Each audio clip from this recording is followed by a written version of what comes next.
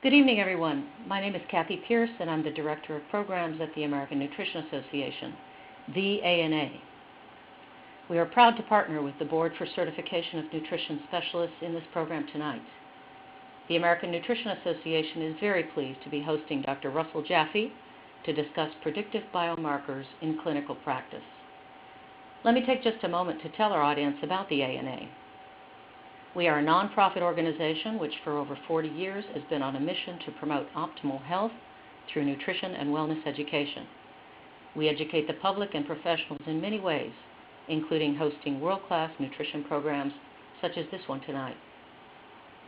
We encourage all of you listening this evening to visit our website at theana.org for an abundance of nutrition information, resources, and upcoming webinars. Join the ANA as a member and help us continue to bring these nutrition luminaries to you. We would like to thank Now Foods for providing the technical assistance that allows us to present our webinar series. Find them at now-university.com. And now, we are honored to introduce Dr. Jaffe. Dr. Russell Jaffe received his BS, MD, and PhD from the Boston University School of Medicine in 1972. He completed residency training in clinical chemistry at the National Institutes of Health. He is board certified in clinical pathology and in chemical pathology. For the last 30 years, Dr. Jaffe has advanced a system that treats people, not diagnoses, cause, not consequence, and promotes long-term sustainable solutions as an alternative to a system dominated by prescriptive, symptom-suppressive solutions. Dr. Jaffe's cumulative experience enabled him to take his efforts one step further and build PERC Integrative Health. He currently serves on the American Board of Clinical Metal Toxicology and coordinates its certification training program. Dr. Jaffe is the recipient of the Merck, Sharp, and Dome Excellence in Research Award, the J.D. Lane Award, and the USPHS Meritorious Service Award. He teaches and lectures widely on nutritional immunology and treatment guidelines for chronic, autoimmune, and immune dysfunction syndromes, and has helped elucidate the causes and consequences of immune defense and repair functions in health and disease. Welcome, Dr. Jaffe. We're very pleased to have you with us. Greetings and good wishes. It is a pleasure to be with you. As you can tell from the introduction, which, by the way, I appreciate that it was given exactly the way my mom wrote it, I came as a skeptic to what I'm going to present today. I believe there is evidence as well as clinical confirmation that we should really rethink health in a very fundamental way and stop fighting, but start healing. And so I'm going to talk about predictive biomarkers in clinical practice, and I view clinical practice to include everyone in the competent nutritional evidence-based approach, whatever your technical background. And yes, I maintain a fellow status in a number of organizations, and I did help found the Health Studies Collegium that has done more successful outcome studies to confirm the integrative, holistic, comprehensive care model than any other research foundation. And I do put shoes on my kids, if you will, because of PERC Integrative Health, ELISA Act Biotechnologies, and RMJHRX. But what I really want to focus on is predictive biomarkers and rethinking them in terms of their goals, the best outcome value. So let's rethink health together. Predictive biomarkers, if they're done accurately, can guide individual therapy. So if you want personalized medicine, predictive, primary, proactive, preventive care,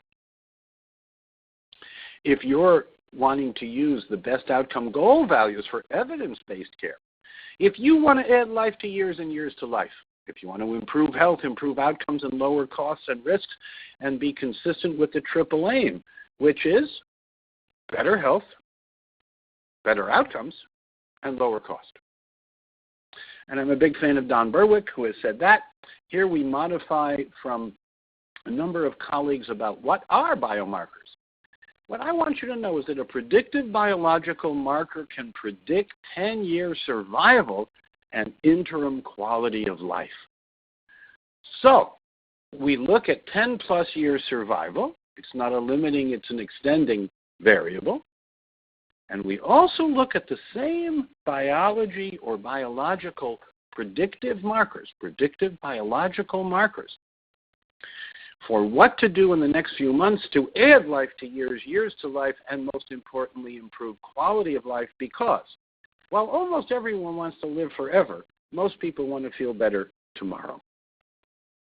And what are the 4 predictive biomarker tests that are ready for prime time, and what are their goal best outcome values? Because, and this is a very important point, you cannot look at the lab usual statistical range and practice personalized, evidence-based lifestyle or nutritional medicine or healthcare or health promotion.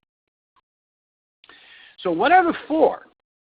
There's only 8 that I'm going to elucidate for you that qualify for this category of being a true, validated, predictive biomarker test. And they are hemoglobin A1C, hsCRP, hsHCY, and hsLRA. And let me go through that again.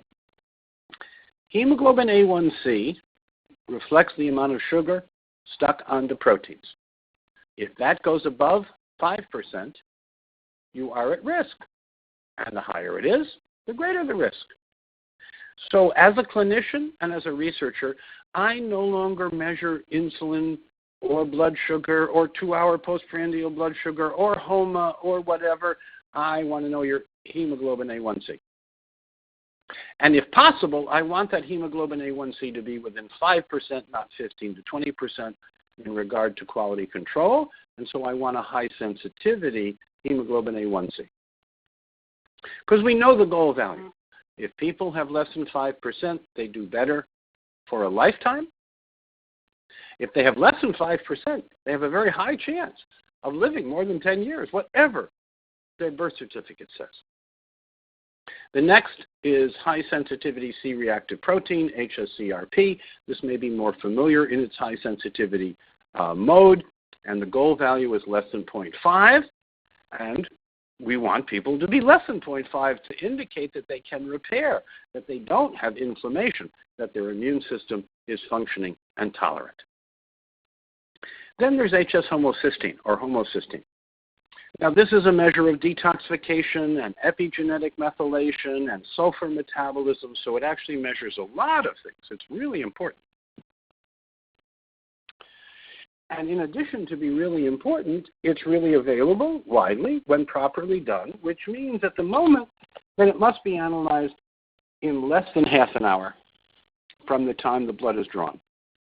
Because homocysteine tends to leak out.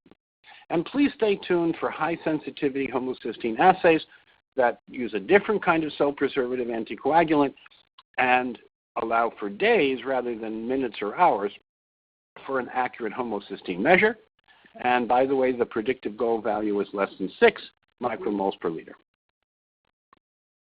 And the fourth is the lymphocyte response assay, the high sensitivity LRA, the hsLRA. This is a measure of immune memory and repair tolerance. And the goal is no delayed reactions, because if you break tolerance and have a delayed allergy, that's a big problem. And we want to know about it if it occurs. And we want to know what specifically is provoking, what food, what preservative, what medicine, what toxin, what mold, what environmental chemical is specifically a hypersensitizing or immune reactive agent, either in B cell reactions or T cell reactions in the body. So, predictive biomarkers are for better clinical care. They are known tests, and they have functional predictive measures, and they cover, and this is the remarkable part, they cover all of epigenetic risk. They cover all of the 92% of quality of life and lifetime health risk that you can control. That is epigenetic and not genetic. So, we want the least risk, highest gain goal values rather than the normal, usual statistical lab range. You're not a statistic, you're a person. So I want lab tests that you're going to use to guide therapy to be done so proactively, so precisely, so with such good quality control, that the variance on the number is the minimum, and therefore you can believe the number on the piece of paper and guide individual therapy rather than make people into statistics. So I advocate for high sensitivity predictive biomarkers. These are the personalized care markers. These are the high quality of clinical care markers. These are the markers of tomorrow, available through quality labs today. Just to summarize this part, in regard to lifetime health, 92% is about choices. 92% is epigenetic. 92% is lifestyle. 92% is about choices we make in what we eat and drink, think, and do. And these impact our genes. And while 8% is fixed and genetic, 92% is epigenetic and variable, and predictive biomarkers give you an early warning. They go above healthy goal values years to decades before subclinical or chronic disease emerge. So this is a rethinking of the equation, moving upstream, not upstairs, but upstream, looking at the causes, not the consequences, looking more fundamentally at good health promotion rather than early disease treatment. So, while averages deceive, individuals make choices. And here's what we see for any physiologic function. This could be highest tone your ear can hear. It could be ocular accommodation. It could be how much air you move in 1 second. It could be the PR interval in your heart electrocardiogram. It could be any physiologic function. There are several dozen of them. They reach a peak in midlife, and on average they decline. But look at what the real data says. Some people reach a lower maximum and functionally age more quickly, die younger, and at great cost.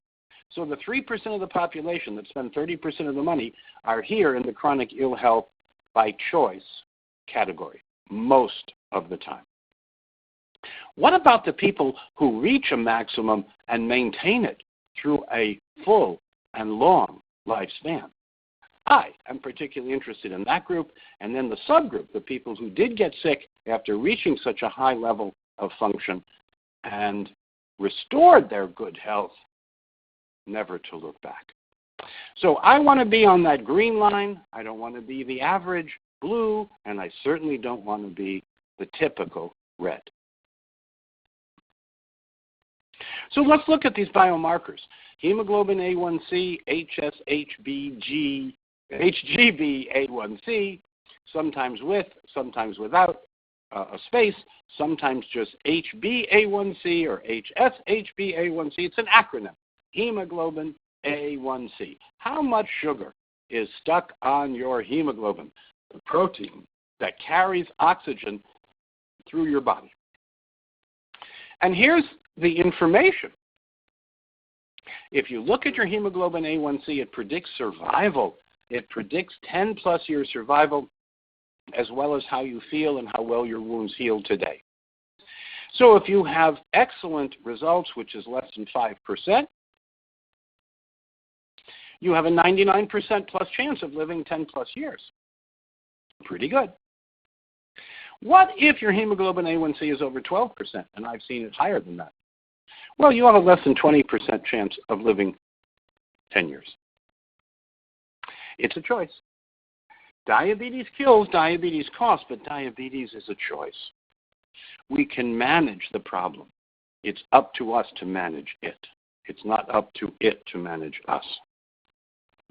Now, what would we do from a more natural, lower risk approach if we found that for one reason or another the hemoglobin A1C was more than 5%, that we wanted to manage AGEs, age-related glycolic end products?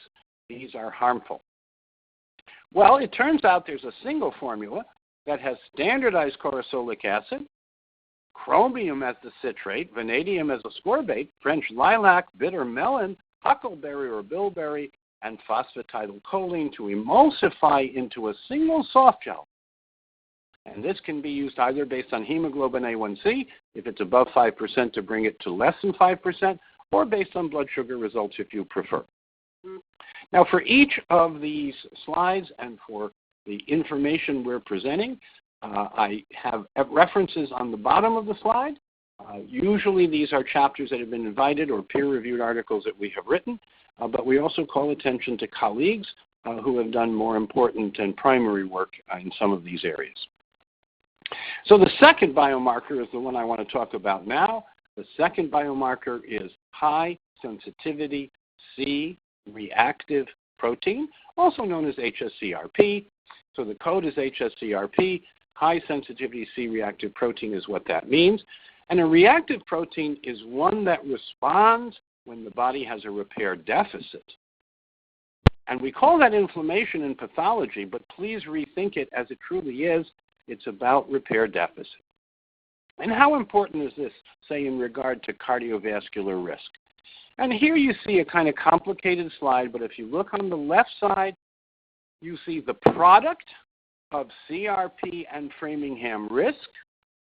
On the so-called x-axis, you see modified Framingham risk on the lower left, and the C-reactive protein value on the right. And notice that there's a tiny blue kind of square at the intersection of low Framingham risk and low CRP value. And then just look behind and diagonally at the back at the difference between what if you have a high CRP and a high risk, oh boy, are you in trouble. And in contrast, if you have a low CRP, which is what we want to achieve through a nutritional, lifestyle, and attitudinal program, then your modified Framingham risk will also come down, and the product means you have a tiny fraction of the calculated 10-plus year risk. And this work was done by Ridker Wilson and Scott Grundy and reported in Circulation about a decade ago, and it's considered to be a classic study. Now, hsCRP measures repair need, but I'm a pathologist, and I was taught about inflammation. And inflammation in pathology is really repair deficit in physiology. So the fire to be quenched and fought with steroids and NSAIDs in pathology is really an opportunity to evoke healing responses and remove obstacles to recovery in physiology or in everyday life. So we have rethought this biomarker as we've rethought the underlying issues, and what we know is that a healthy body repairs without CRP elevation, because CRP, or high sensitivity CRP, which is what we recommend, the hsCRP is what we recommend, not the old-fashioned CRP, but the new-fashioned hsCRP, it's a cry for help. And we want to know about the low-end values more accurately. That's why we want the hsCRP. And with regard to inflammation, by gosh and golly, look at the references. Inflammation is related to autoimmune disease. It's related to arthritis. It's related to diabetes. It's related to cardiovascular diseases. It's related to cancer. Oh, gosh, it's related to pulmonary disease, neurological disease, Alzheimer's, prion diseases. Oh, my gosh, isn't inflammation everywhere? It's even been on Time magazine's cover. But what we've lacked is the understanding of the cause and what to do about it. So if the hsCRP is in need of professional repair, the following nutrients are needed.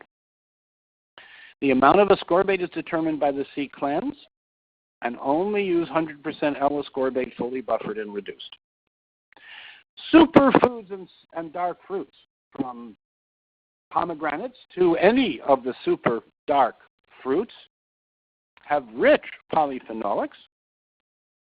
And B complex, balanced Bs, through diet and supplement, but always in balance.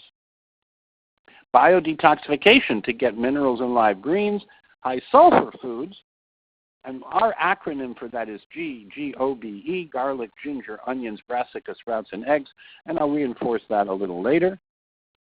And then there are the healthier fats, raw coconut oil, etc., butyrates, EPA, DHA, and other good-for-you omega-3 or essential alkalinizing fats.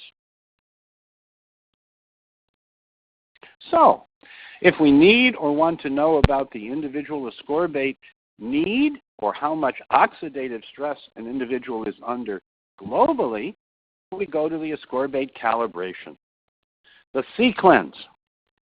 And sometimes we add probiotics, recycled glutamine, magnesium and choline citrate, or polyphenolics in individual cases.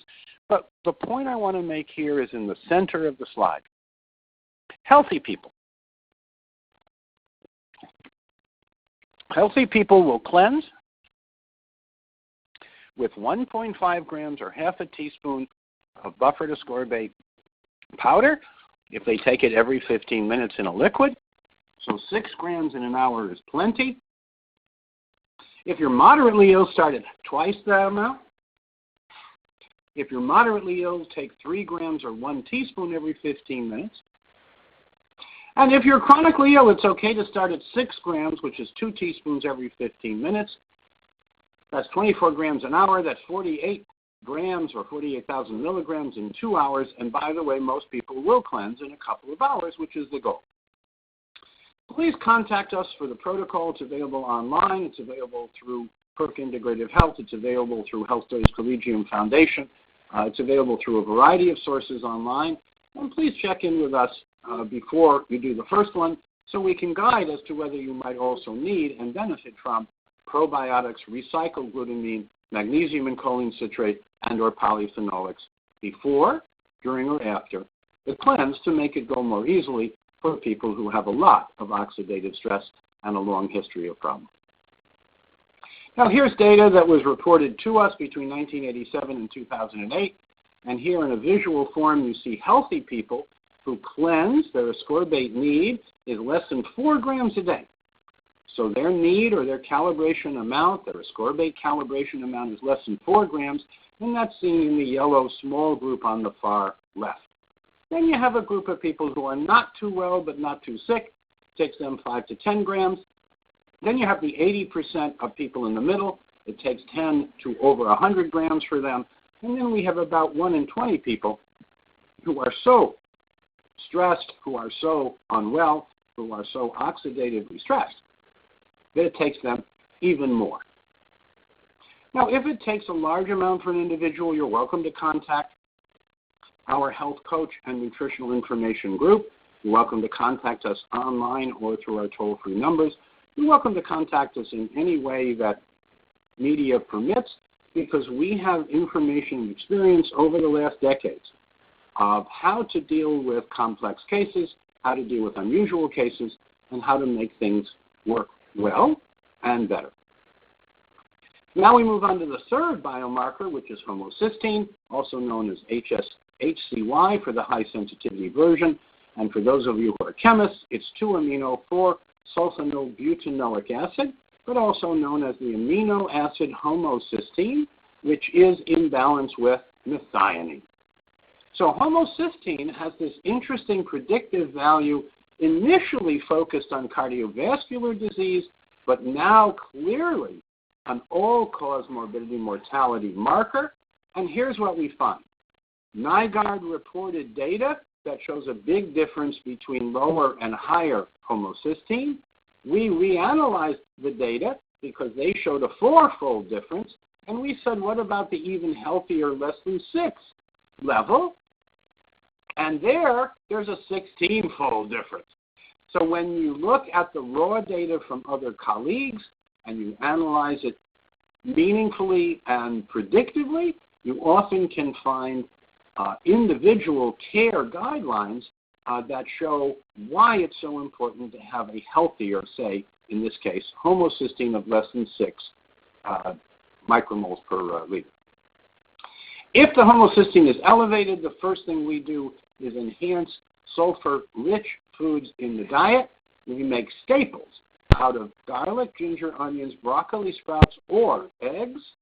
This not only gives you a rich source of sulfur and enhanced methylation and enhanced methionine to homocysteine, that is, homocysteine goes down when methionine goes up. That's a good thing. And by the way, you get sulforaphane and IP6 and a bunch of minerals as well. So make staples out of 1 or more. You don't need all, but 1 or more of garlic, ginger, onions, brassica sprouts, and eggs. The fresher, the better. And with regard to eggs, duck and goose eggs are probably superior and less likely to be, say, arsenic contaminated than chicken eggs. So we do get so-called pastured omega-3 rich eggs certified to be free of toxic impurities, and we pay a premium for that. So we do recommend GGOBE, garlic, ginger, onions, brassica sprouts, and eggs in whatever staple combination. Not condiments now, but staples in the diet. And then we add glutamine recycled by PAC because it's the cell energy repair molecule du jour. Glutamine is important, but if you give a lot of it, glutamate can build up. If you give it the way we do, recycled by PAC, glutamate never builds up, but you get the repair of the intestinal wall, the repair of the digestive tract that's so essential to improve the microbiome and digestion.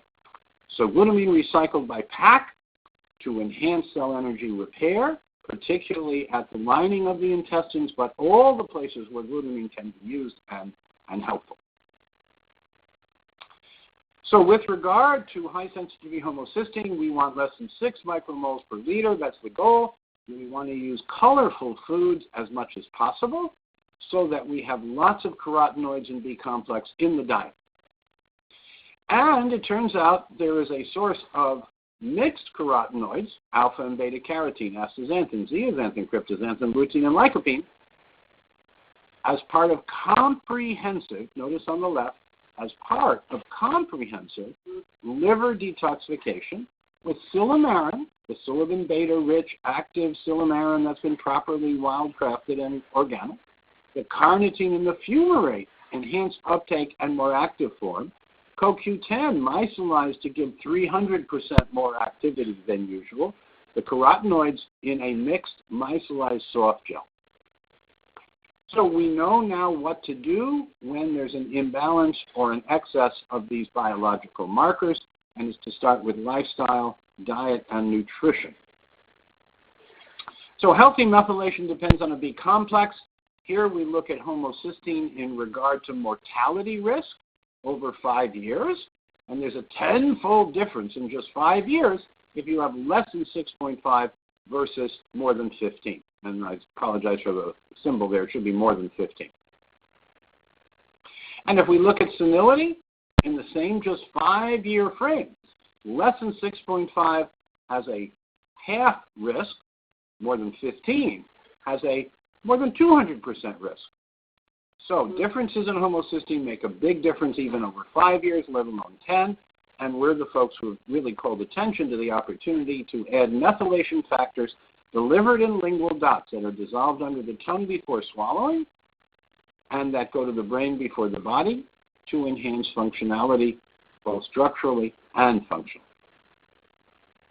So in regard to achieving a healthy homocysteine that is at its predictive best outcome goal value, it would include a super multivitamin, multimineral with 40 actives twice a day, sufficient to keep the urine sunshine yellow. It would include buffered ascorbate in powder or capsules based on the C cleanse. It would include magnesium in the multi-mineral form and choline citrate sufficient to keep the first morning urine pH after 6 or more hours of rest between 6.5 to 7.5. And for additional support, the polyphenolics, specifically quercetin dihydrate, soluble OPC, plus or minus pomegranate, evaporated pomegranate juice, anywhere from 2 to 4 capsules or in a meal powder with several scoops a day, or some combination of that, sufficient to bring the homocysteine down and other markers as well, including, in the case of these polyphenolics, the hsCRP. Then we include recycled glutamine with PAC, 6 caps a day, 3 on rising and 3 before bed. We include fermented foods on a regular basis, whether that's lassi or, for example, yogurt, but a live active culture yogurt, or it might be vegetables that are specifically fermented and part of, for example, raw pickles, kimchi, sauerkraut, and other sources of live implantable probiotics. And if you're not getting 40 to 100 billion probiotic organisms from fermented foods and diet, we do recommend a multi-strain live implantable probiotic, 6 to 8 capsules a day, each capsule, say, having 5 billion organisms. That would be 30 to 40 billion organisms to get you up to a minimum, because healthy people need 40 to 100 billion organisms. They need 40 to 100 grams of fiber a day. They need anywhere between 1.5 grams and 4.5 grams of the recycled glutamine with PAC. So these are the priority supplements, a super multivitamin, multi-mineral with 40 active ingredients, no binders, fillers, and excipients. Buffered ascorbate in powder or capsules based on the C-cleanse, so you know what the individual needs. Magnesium in a multi-mineral form, plus choline citrate, and as many doses as needed each day to bring the urine pH to 6.5 to 7.5 to mean that metabolic acidosis has been overcome and the body is now responding and repairing effectively. And additional support from quercetin dihydrate plus OPC and or pomegranate evaporated juice, either as capsules or in a meal powder, along with recycled glutamine and PAC, and then the fermented foods and or multi-strain live implantable probiotics. The fourth marker is about immune tolerance. Do you want a lymphocyte response assay that shows that your immune system is tolerant, or that you've broken tolerance and it's now hypersensitive? So the immune system is an amplified response to anything recognized as foreign. Inflammation is what pathologists call it, but physiologists recognize it as repair deficit. And that's either a toxin or immunotoxin load on top of nutritional needs unmet. Delayed allergies require cell culture. We do an ex vivo high-sensitivity lymphocyte response assay to distinguish helpful from harmful defenses. Comprehensive detoxification and immune repair is built into a program about what people eat, drink, think, and do. It's a personalized lifestyle repair approach. It's proactive primary prevention in practice. In regard to the innate immune system, we talk now about microbiomes, but we're really talking about the innate immune system. It's responsible for repairing us. It's also our anti-cancer mechanism. So it's kind of really important. And there are many different microbiomes. There's a different microbiome in the skin and in the nose and in the mouth and in the lungs and, by the way, the digestive tract.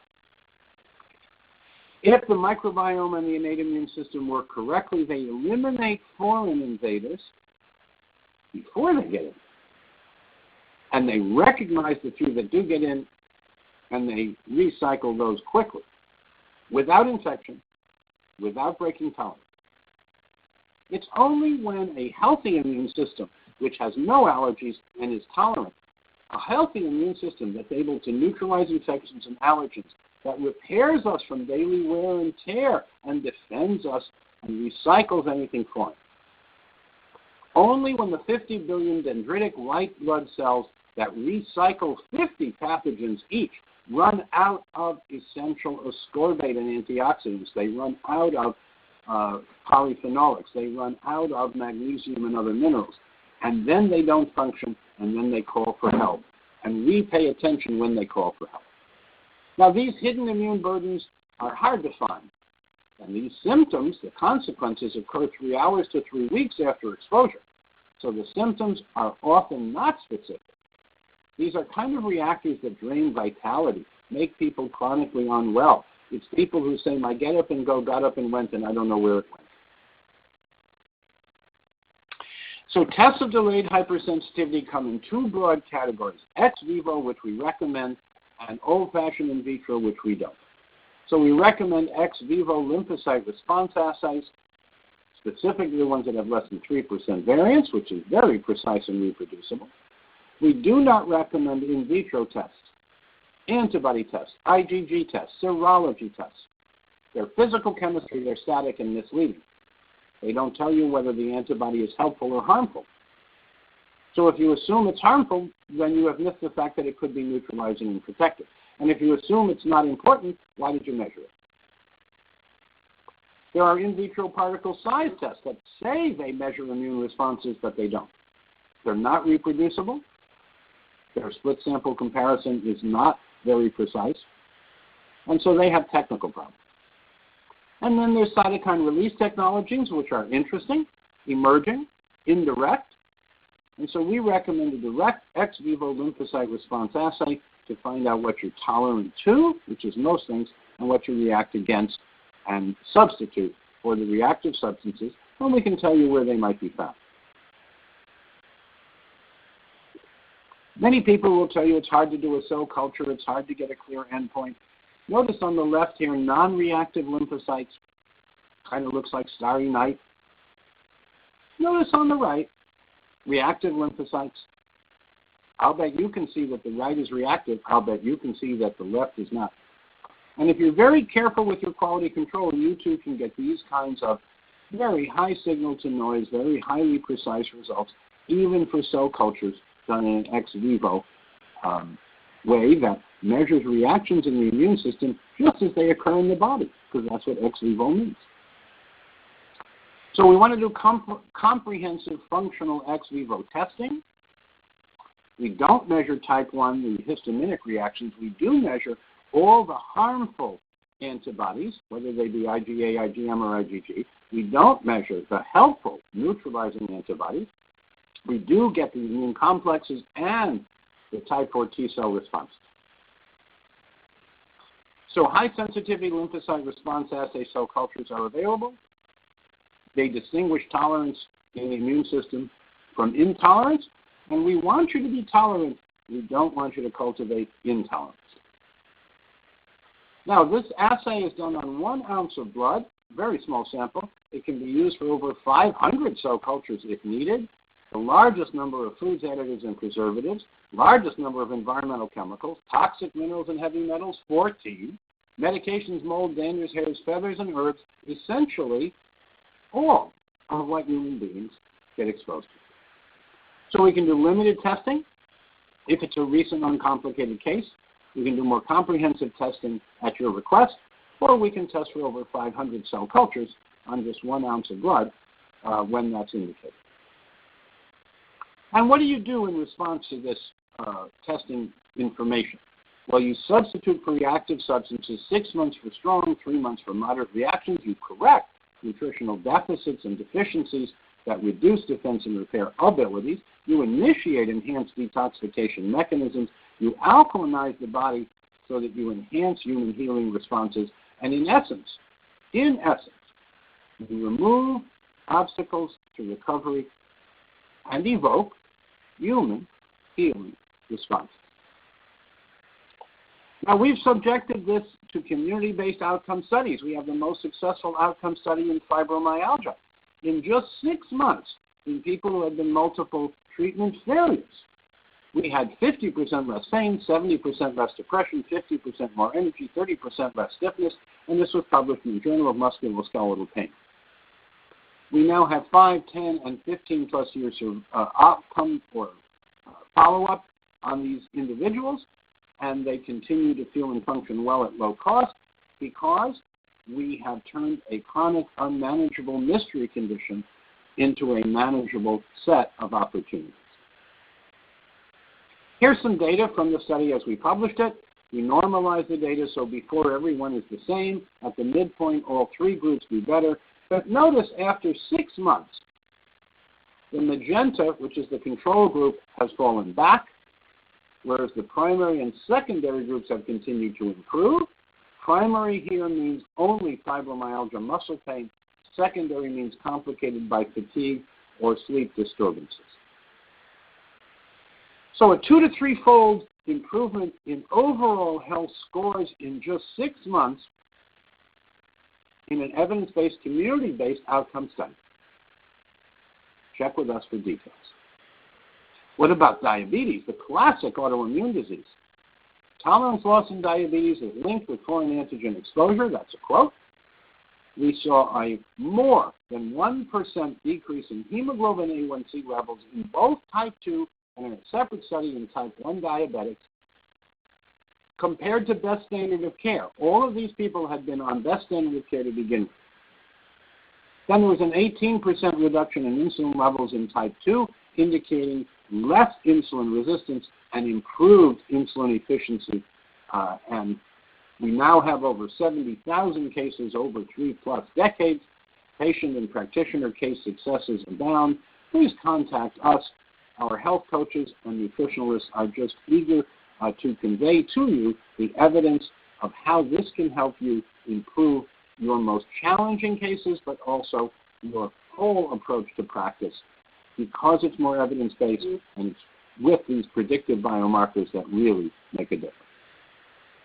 Now, we developed a health appraisal or health assessment questionnaire. We call it the HAQ, the Health Assessment Questionnaire. Personalized recommendations based on this health assessment questionnaire, or HAQ, help guide supplements, activity, environmental recommendations, and if you wish, a rotation diet. And then we have a monograph, an ebook, and a physical book called The Joy in Living the Alkaline Way that helps reinforce your message and can be taken home for clarification. Here's what the cover of the personalized report looks like when we do the lymphocyte response assay in this specialized way. And now I'd like to present the other 4 biomarkers that I think complete the quartet, of the octet. You have 2 quartets of octet. And there's first AM urine pH that measures alkaline status in the cells. It measures metabolic acidosis or excess acid that's concentrated in the urine when you rest for more than 6 hours. And the predicted goal value is 6.5 to 7.5. We recommend vitamin D, the 25-hydroxycholecalciferol, to know the correct and healthier vitamin D level, and it is 50 to 80 nanograms per ml, and you take as much as you need of vitamin D to reach that level. Omega-3 test is the ratio of omega-3 to 6, and we want you to have more than 8% omega-3 fats, and you supplement as needed to achieve that. And then there's 8-oxoguanine, or 8-OHDG. It's an oxidative stress antioxidant status marker. You want it to be less than 5 nanograms per milligram of creatinine to reduce oxidative damage in your nucleus that can more rapidly age you and cause long-term health problems. So with regard to the candidate biomarker number 5, metabolic acidosis risk, it is a predictive biomarker because cell acids abound and minerals neutralize or buffer them. And the enzymes in the body, in the cells, in the systems of people are very pH sensitive. A little tiny change in pH causes a big change in functionality. If you want more than 90% efficiency in protein synthesis and quality control, then you must have enough magnesium to buffer the acids, because if you have cellular metabolic acidosis, you will reduce the efficiency of protein synthesis and quality, and you will increase the recycling burden on the body, and that's not a good thing. So the goal value is between 6.5 to 7.5. If you're too acidic, it wears you out. If your pH in the morning shows a lack of minerals and is therefore too acidic, below a pH of 6.5 after 6 hours of rest, you're at risk of chronic metabolic acidosis at the cellular level. Healthy zone is 6.5 to 7.5. That's the green zone. That's what we recommend. If you're too alkaline, then you might have catabolic illness. You might be cannibalizing your muscles for protein and converting that protein into amino acids into keto acids and losing ammonia in the urine. We don't recommend that. We want you to be in the green healthy mid zone, 6.5 to 7.5. It does take 6 or more hours of rest for the urine to equilibrate with the cells, and so by this test, we have a non-invasive measure of cellular metabolic acidosis, and the goal is to have a pH of 6.5 to 7.5 after that rest. So not too much, not too little. You see the middle zone is what we're going for, the middle path. Catabolic illness means too alkaline and ammonia loss due to cannibalization of muscle and conversion of amino acids into keto acids. And metabolic acidosis means a lack of minerals like magnesium and potassium in the cell, and that is another cause of chronic and persistent illness. You live more than 10 years well and happy when your first morning urine pH is in the 6.5 to 7.5 range.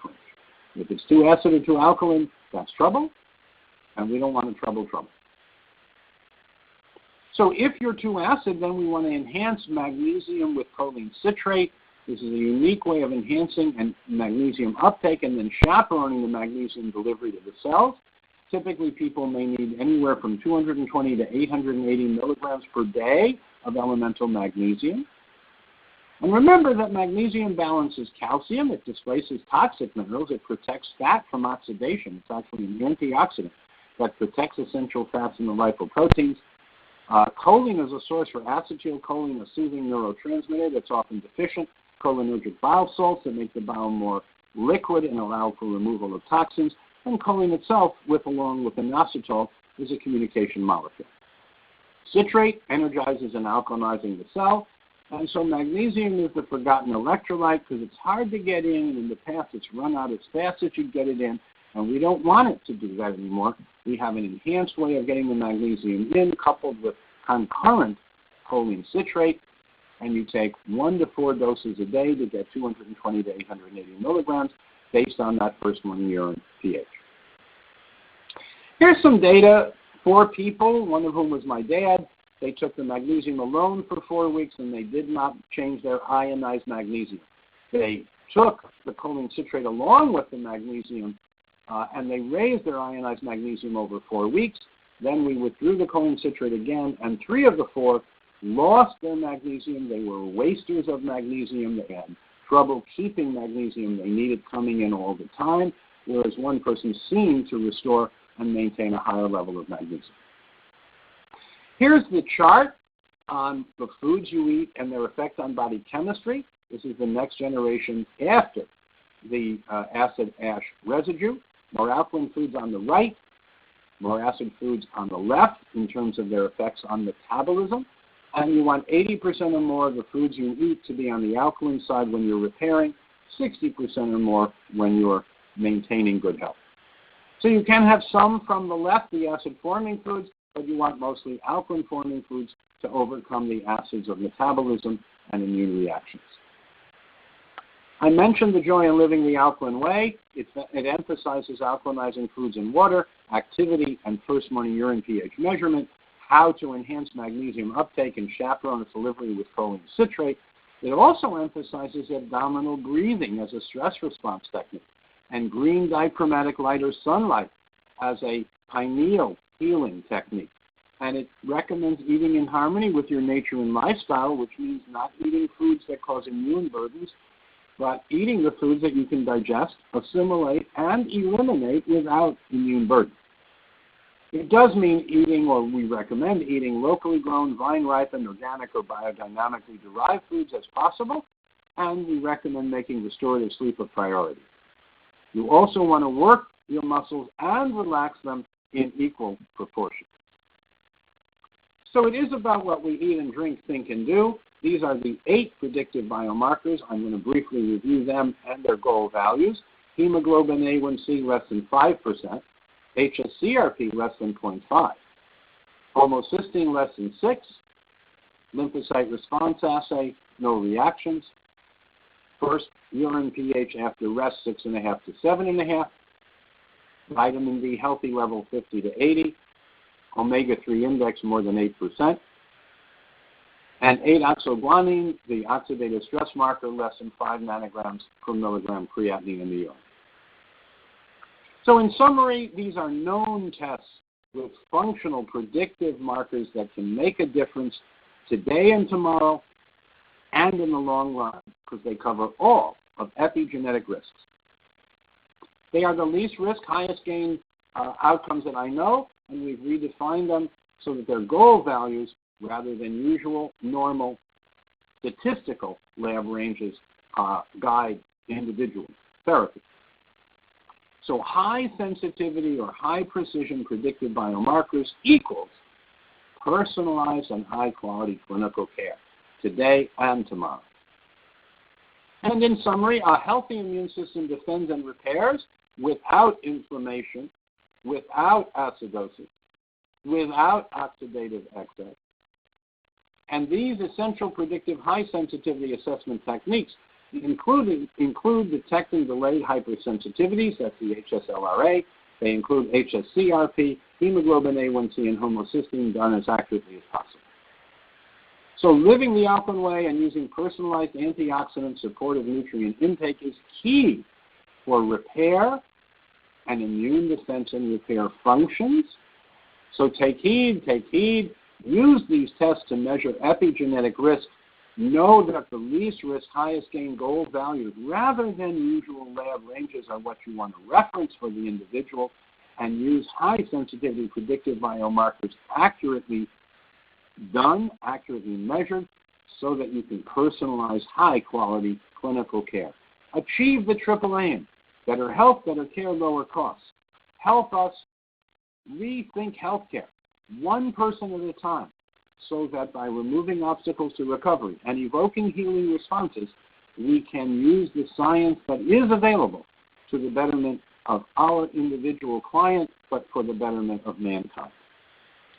So it's been my privilege to present this Rethink Health, Stop Fighting, Start Healing use of predictive biomarkers in practice, and particularly with their clinical application. It's really been my privilege and good fortune to present this information and to be back with ANA. And as one of the first advocates for the field of clinical nutrition some years ago, I am delighted with the potential to be achieved, and I am thrilled and delighted with the success to date. So continue, persevere, use the evidence, and when appropriate, look at us at the Health Says Collegium for shoulders to stand on. Thank you. Thank you so much, Dr. Jaffe. What a wonderful presentation. What incredible information, knowledge, and science you've shared with us. Truly, truly engaging. We have time for just a couple of questions if you'll stay with us. And the first, of course. Thank you. I'd like if you could to please explain the 92% epigenetics and 8% genetics equation, if you could. Yes, this comes from the National Institutes of Health in 1973, reconfirmed in 1982, reconfirmed in 1996. According to the consensus of the National Institutes of Health, 92% of individual lifetime health is epigenetic, lifestyle, and choice. And 8% is due to your parents or your genetics. Now, this is a big surprise because we've heard so much about the Human Genome Project. But in fact, it hasn't moved much, if anything, except for some esoteric improvements, and that's wonderful. But you've seen very little come out of a $30 billion Human Genome Project because most of these issues are not in our genes, and they're not due to mom and dad. They're in our choices and habits of daily living. They're in our quality of life and lifestyle. So this is not a hypothetical, and this has been reconfirmed, now agreed by the National Institutes of Health, the World Health Organization. And when I'm in policy meetings and I explain that 8% is genetic and 92% is epigenetic, it's no longer a controversy. Folks now agree, at least at the policy level, that our mechanistic misunderstanding and the assumption that genetics ruled was just always wrong. That's wonderful news for so many of us who want to take back control of our own health. Dr. Jaffe, it tells us that we and are able let me add, because that's exactly the point. If you change your lifestyle, you change your future risk. So if something runs in the family and you change your habits of daily living, that doesn't have to run in the family anymore.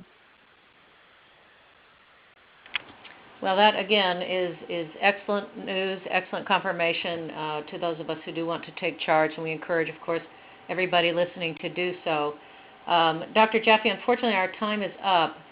This has just been a truly enlightening evening, and we invite our audience to find out more about your work at www.drrusselljaffe.com. And I just want to thank you so much again for this terrific presentation, terrific information, and we should all take it to heart and apply it absolutely. So good night to you, sir, and good night to our audience, and best of health to you all. May we all be well and happy, and thank you for the opportunity. It's a privilege.